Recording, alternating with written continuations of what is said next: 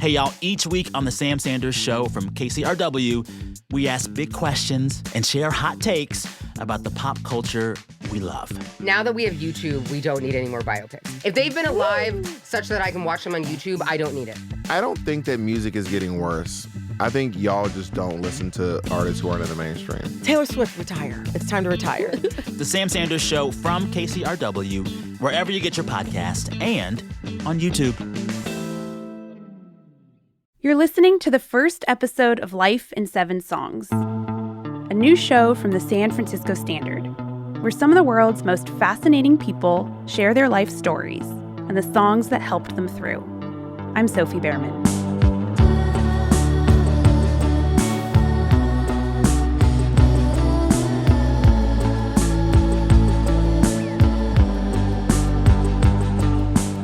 It's my belief that songs transport us.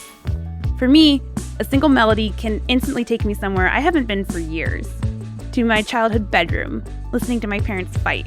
To my first kiss with the man who I'd later marry. To summiting a mountain. That's what this show is all about. The songs that help tell the story of who we are. And our inaugural guest is San Francisco Mayor London Breed, the city's first Black female mayor. Mayor Breed grew up in San Francisco in a housing project called Plaza East. And her early life was shaped by many of the challenges that continue to plague the city today. Poverty, substance abuse, crime, and housing insecurity among them. As mayor, London Breed guided San Francisco through COVID and has faced an uphill battle in bringing the city back to life since. She's running again in November on the platform that she's still the woman for the job. Mayor Breed, thank you so much for joining us. Thanks, Sophie. It's great to be here. Mayor, I've heard you have a custom plaque on your desk. What does it say? It says, "What will Beyoncé do?" So what's the story behind that? Well, I just love Beyoncé, and I have always loved her since Destiny's Child. And when Destiny's Child had a bit of a breakup, there was really a challenge that she endured during that breakup where she wasn't accepted. And in some cases, I've been at places where she was actually booed. And then when she came out with this song, Survivor, everybody was quiet because she made it clear that she was not going anywhere. And in fact, she not only persevered, she climbed new heights. And I think success is the best revenge. And so I think sometimes, what will Beyoncé say? What did she decide to do? She decided to come back after a real challenging time, and she stays on top. So when did you have that plaque made? Right when you became mayor? Well, actually, the plaque was a gift from a friend of mine, Rick Wells, who used to be the CEO for the Golden State Warriors. And he knew how much. I told him, when we build Chase Center, the first concert has to be Beyonce. And since the first concert wasn't Beyonce, he gave me this plaque as a consolation prize. I love it. Is there a Beyonce song you find yourself listening to over and over? You know, back in the day when I would dance and have fun, I would drop it like it's hot on the dance floor. And people know what that means. It means you get down and you dancing on your knees. And Get Me Bodied is a song that will, as soon as you hear it, you will hit the dance floor and you would want to break your neck to dance to it, because it's one of those songs where you just feel like I'm the fiercest dancer on the dance floor. Let's take a listen.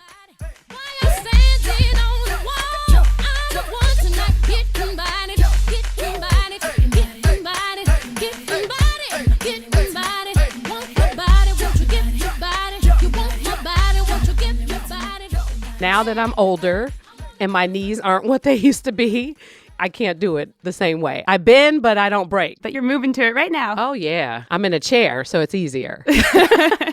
So let's go back a little bit in time. Tell me about where you were born and raised. So I was born and raised in San Francisco in the Fillmore/Western Addition community. And there was a lot of crime, a lot of violence. I, in fact, lived in public housing, and I lived in the same public housing development that my mother was actually raised in. My grandmother raised me there, too. And it was really challenging. Drugs, gun violence, hopelessness, despair, poverty. And I lived there for more than 20 years of my life. But the community, I felt, really surrounded me with a lot of love and a lot of encouragement, which kept me out of trouble. And fortunately, I was able to go to college, graduated, and came back and started doing a lot of work in the community to help combat the gun violence. I did voter registration. I was involved in the NAACP. And so I had dedicated my life to giving back and working within the community that really raised me and protected me and supported me and helped lift me up to help turn things around there.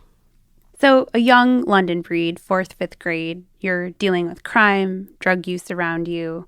What are you listening to as a refuge from all that? Well, around that time, on my list here is Candy Girl by New Edition. This was when I think probably when I first started to like boys and pay attention to them more. I was still scared of them, but when we were able to see music videos on TV, we saw that these were like boys our age. Mm-hmm. So we were in love instantly. We would try and reenact what was being said in the playground and pretend like we were one of the girlfriends of one of the members of New Edition. Ronnie was my boyfriend, as far as I was concerned. What words do you remember? My girl likes candy, a candy treat. She knocks me high up off my feet. Like that type of stuff.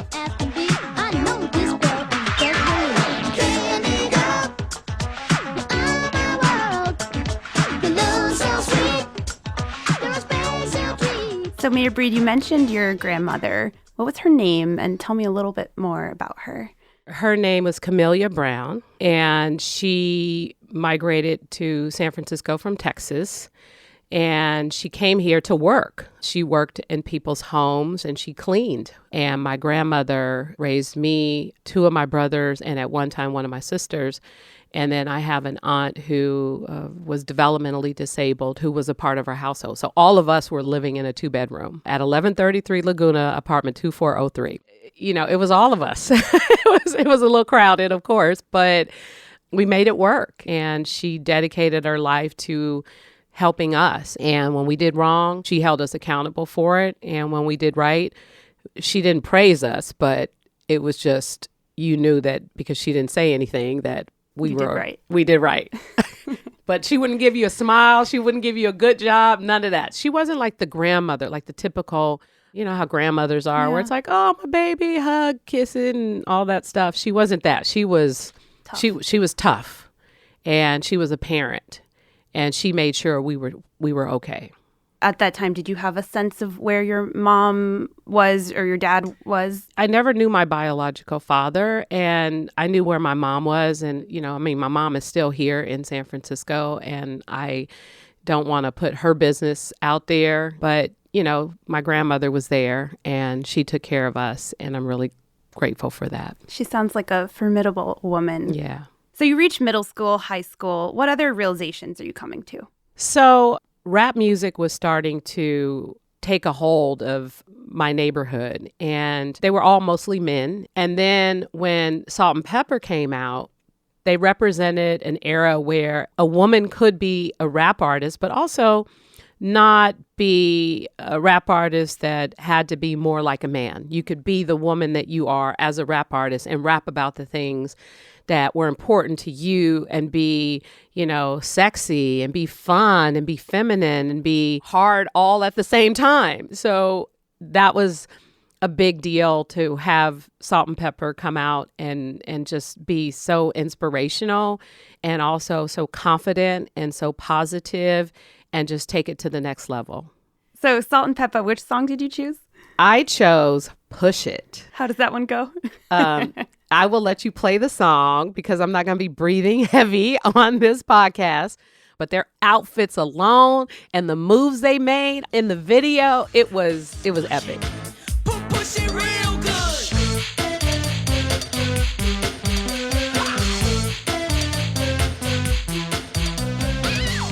So Mayor Breed, you are listening to this music, into fashion, but you were also voted most likely to succeed at Galileo High where you went, right? So let's see. In high school, in ninth grade, when I stepped on the scene at Galileo High School, I, of course, went to class and studied really hard and got good grades, but I like to have fun. So I went to the football games, the basketball games. I wanted to be a cheerleader, but unfortunately, I didn't really have the money to buy the outfits. But I found other ways to be actively engaged. I just mostly volunteered wherever I could. And as I start to think about what do I do in the future, what is out there, I really started reading a lot in high school. As a junior, I ran for homecoming queen. And I came in second only to a senior, which was really cool. And then I ran for student body girls vice president. So, and I won. What about dating? Did you have any time for that? I did, of course. Dating back then was not like hanging out often. You could talk over the phone. So I talked over the phone a lot. And my grandmother would pick up the phone and get off the phone. I need to use the phone. But I did have this boyfriend who I felt like the sun rose and fell with him. And I was absolutely in love. And there was nothing going to keep us apart. We tried to spend time together. It was very hard because my grandmother was very strict. For example, he couldn't even come into my house. So like we had this gate. And like, I would have to sit in a chair on one side of the gate and he would have to sit on the chair on the other side of the gate. I remember when we broke up and I was devastated. I felt like my heart was just gone and it was the end of the world. And so Boyz II Men, their song, End of the Road, I would play and rewind and play. And then I would just cry.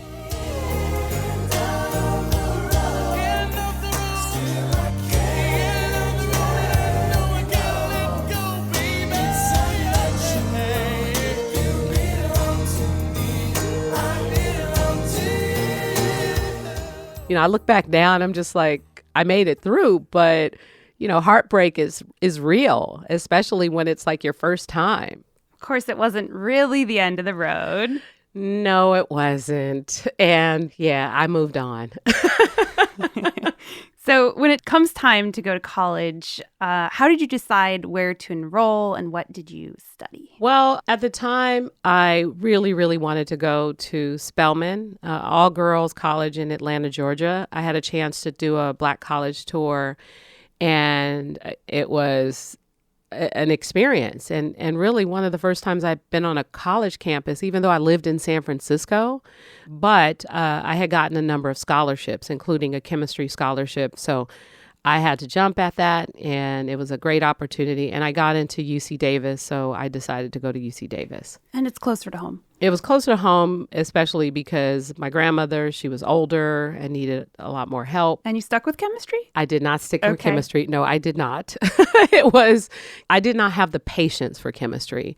And I decided I want to be in the mix. I want to be out there in community and be around people. And you ended up in political science. Yes. So how did you balance paying for college, working a job, and I'm guessing helping your grandmother as well?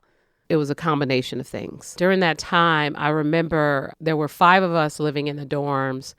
And this is when The Bodyguard, the movie, had come out. And one of my roommates was so in love with Kevin Costner. Like, we all had to go. All had to go see The Bodyguard because Kevin Costner. And the soundtrack was absolutely amazing. And I remember I'm Every Woman. When this came out, I was working, going to class, going to the library, studying. Doing it all. I was doing it all. I was every woman. Let's listen. Whitney Houston's I'm Every Woman.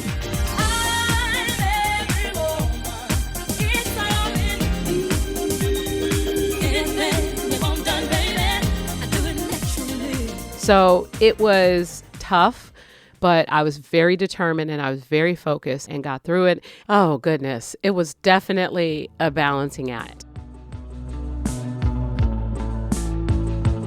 Time for a quick break. When we come back, Mayor Breed opens up about a time in her life that she rarely talks about. Stay with us.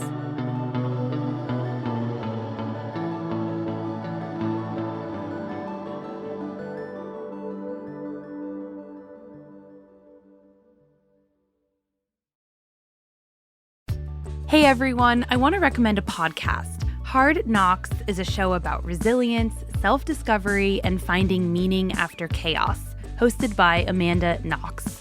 Each week, Amanda sits down with fascinating guests, writers, thinkers, artists, to explore how we learn, grow, and rebuild ourselves after life knocks us down.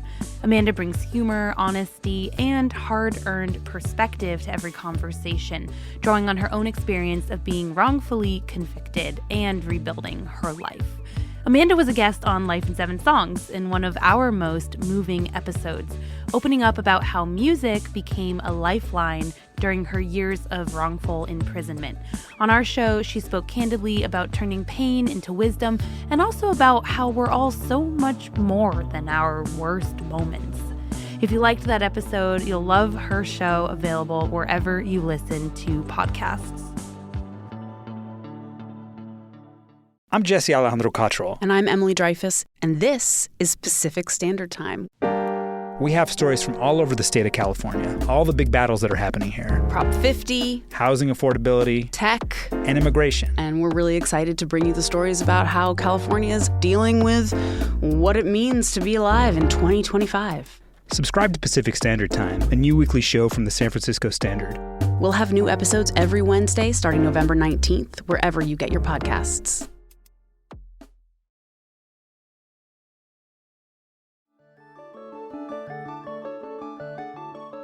So, Mayor Breed, after college, there's a decade where you're not only developing your personal career, but also a lot happens in your personal life that's pretty difficult. And I'm thinking of your brother's incarceration and your sister passing from an overdose. Can you talk about that period of your life a little bit? My family, there have always been challenging dynamics, and we lived in poverty. I mean, it was normal for family members to be either addicted to drugs or incarcerated.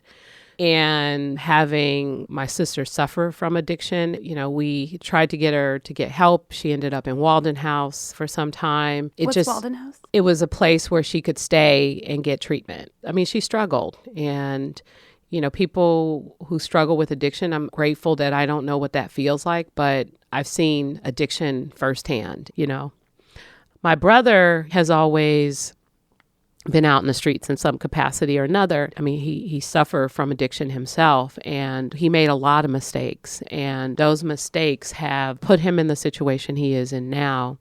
And he is working on that every single day. And I'm really proud of how far he's come. But I go back to, it could have easily been me. I could have easily been in a very similar situation because of how I grew up and what I was surrounded by.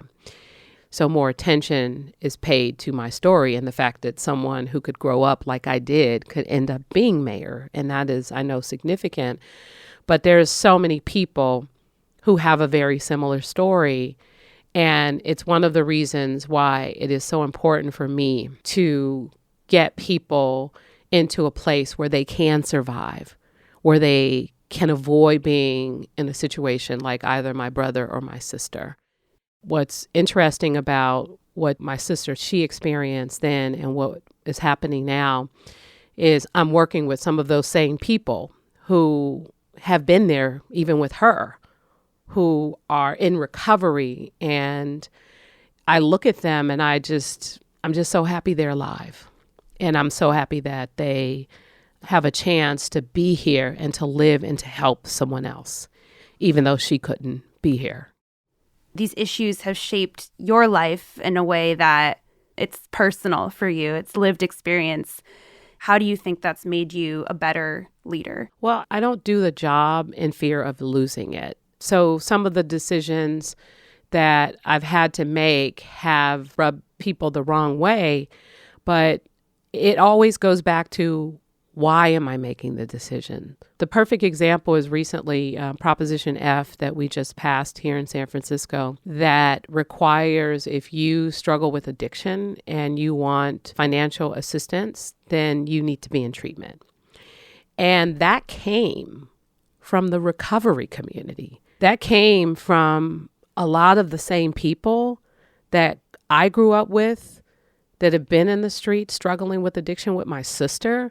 And they have asked for me to listen and they want me to be tougher. So if I were to not listen to them just because politically this is not really a good thing to do, then why would I be better than anyone who might have served in the past who did the same thing that created some of the challenges that exist in our community?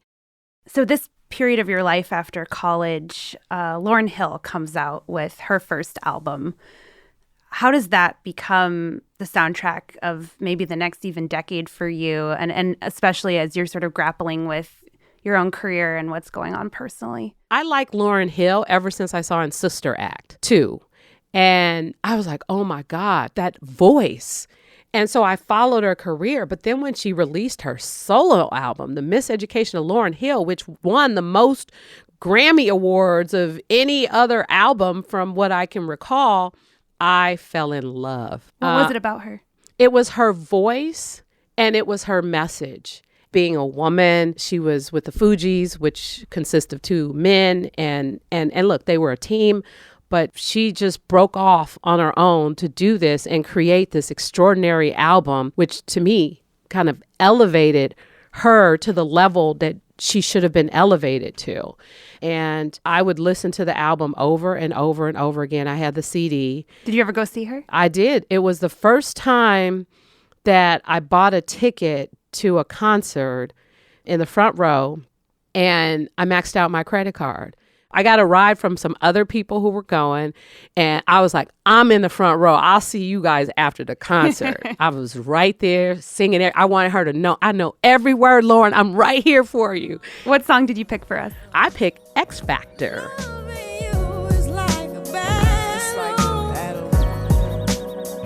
And we both end up with scars.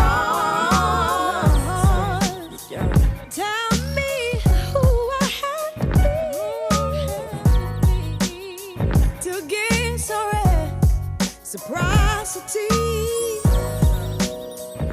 I like the story of it. You know, it talks about how you care for someone, and every time I think you're better, you're not, and I keep letting you back in. Why am I doing this? And, you know, it just is an amazing song.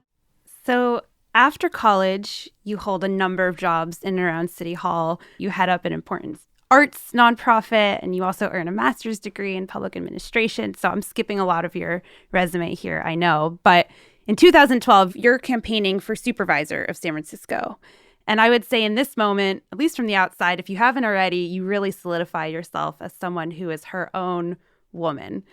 And there's a kind of famous moment now that I wonder if you could talk about that helps that realization along. Yeah, well, I remember that night because I had spent all of my time in my life working really hard, going through so many challenges, and still emerged to be in a situation where I could run for office, right? And at first, I get all these awards for all the work I do in the community, but as soon as I step on the political scene, all of a sudden, it's attributed to someone else.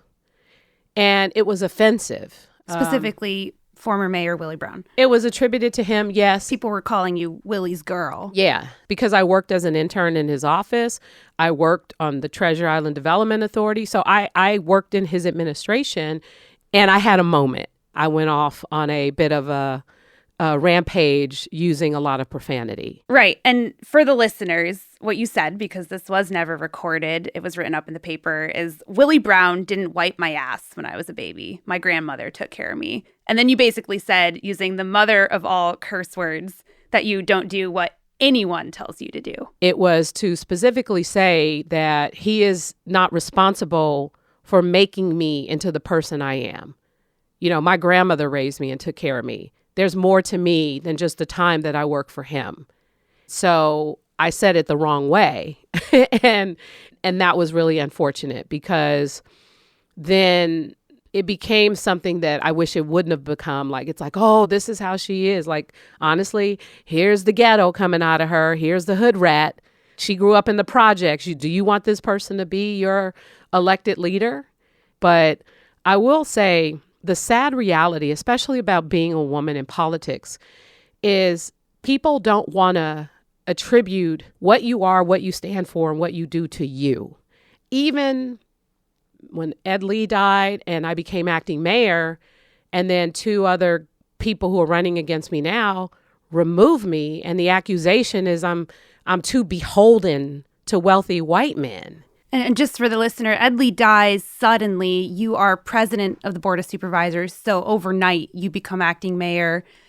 You could have stayed in that position, but a bunch of supervisors get together and vote for someone else. Yes. Right, okay. Yes. They accuse me of being beholden to wealthy white men, and then they replace me with a wealthy white man. But it's sad and it's pathetic, and it's unfortunate that a woman like me, in the world of politics, every instance that someone gets to try and attribute the decisions that get made in the city, the work that I do, to someone else, it's so offensive. And just to close the loop on this story, it worked out in the end because you run for mayor in the 2018 special election and win. But let's make time for the music because you have another song by a female rapper as well, and it relates to this story you've just told. What is it? Well, I picked Lizzo, Truth Hurts, because it is a real, I think, woman anthem, and because I feel like based on everything I've done as mayor, as supervisor in any role, I've demonstrated that the buck stops with me. I make the decisions. I run the show. I handle whatever it is that I'm here to handle as mayor. And that should never be diminished by attributing it to anyone else, especially a man, because I'm not a man. I'm a woman. And I run this city. And I am 100% that. Next song. I just took a DNA test, turns out I'm 100% that bitch. Even when I'm crying crazy, yeah, I got boy problems, that's the human in me. Bling, bling, then I solve them, that's the goddess in me. You could've had a bad bitch, not committal, help you with your career. Love that song. You're running for re-election this November. I mean, why do it all again? The thing that makes me feel energized about doing this job is the fact that things are looking and feeling better, and all of the work we've been doing is finally working. I go back to even the recovery community. The joy, the excitement, the second chances, the I work for the city and I was formerly incarcerated, the I just bought my first home and I'm grateful for the down payment assistance program, the I opened my business and I basically was selling clothes out of the trunk of my car in the Safeway parking lot. Like all of this is starting to, happen, and I want to keep the momentum going. And that has everything to do with my upbringing. It has everything to do with the people I actually know who I'm still connected to. You started this mentioning recovery, and this is my last question. What would you tell your sister? Well, I would tell my sister that, if she were alive today, that there is hope. And I tell people that I run into in recovery that, she might not have been able to make it, but they are here. And because they made it, that's everything. That's everything. Mayor Breed, thank you so much for joining us. Thank you.